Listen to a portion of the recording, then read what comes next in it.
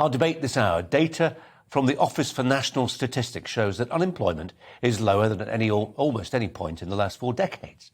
Figures out today show the number of Brits in employment rose by 73,000 between June and July this year. Despite vacancies dropping slightly, there's still widespread demand for labour, with vacancies in the hospitality sector up a third within the last 3 months. So we're asking, is there, given all the demand for people to start working, is there any excuse to be healthy and available for work, but still to be claiming out-of-work benefits? We're joined by the former editor of The Sun, Kelvin MacKenzie, who I sense has got a strong view on this. Kelvin, hi to you. With inflation running rampant, the economy needing a helping hand, we need all hands to the pumps, don't we? Well, we do, but there aren't all hands going to the pump, to be honest.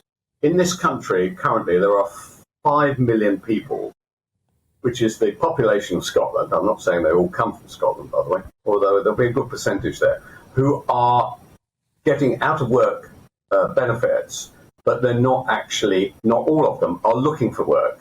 So you get these shocking kind of hotspots in the country. All of them that I know of are in the north.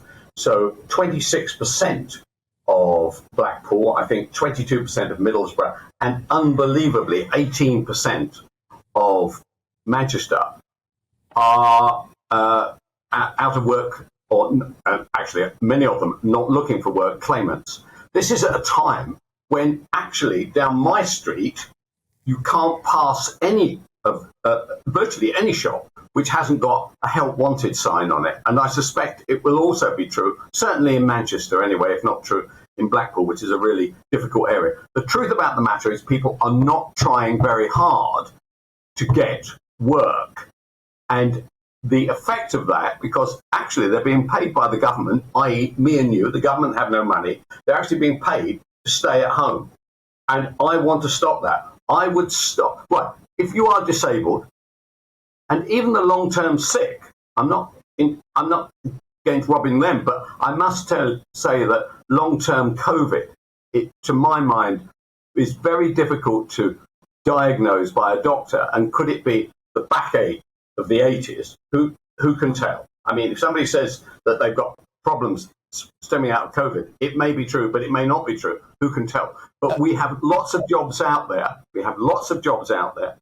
And I am against paying any money to anybody who is physically able to get any kind of jobless payment at all in any shape.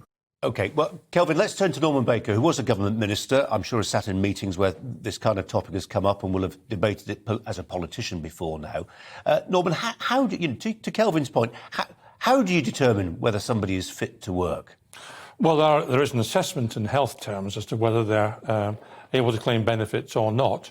Sometimes that is a deterrent, if you like. Other times, people have been deemed to be fit for work and actually been very unfit for work. So it can work both ways in that scenario. Having said that, I mean, I've got sympathy with Kelvin's point that there are people out there who could work and choose not to do so.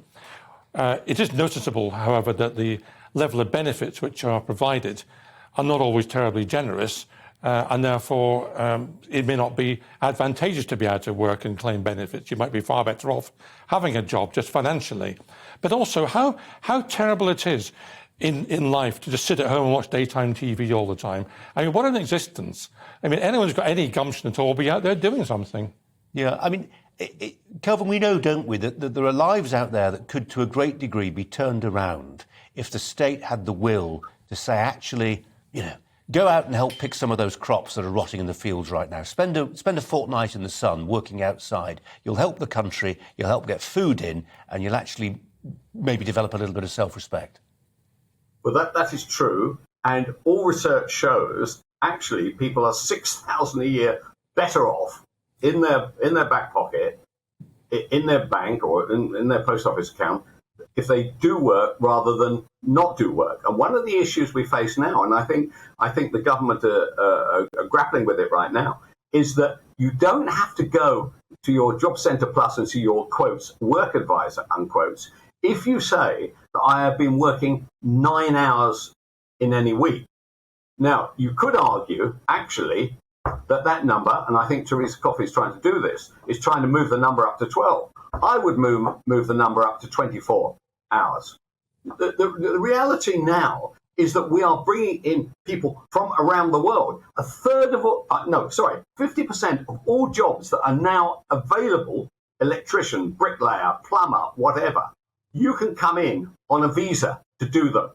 So literally, a huge percentage of our country is migrant labour, a massive percentage, and it's going to continue exploding. And yet the very people who are against the migrant labour, right, are actually probably the idle so-and-sos sitting at home somewhere, not only in the north, in the south, anywhere, right, claiming that they've got a bad back or something that's wrong.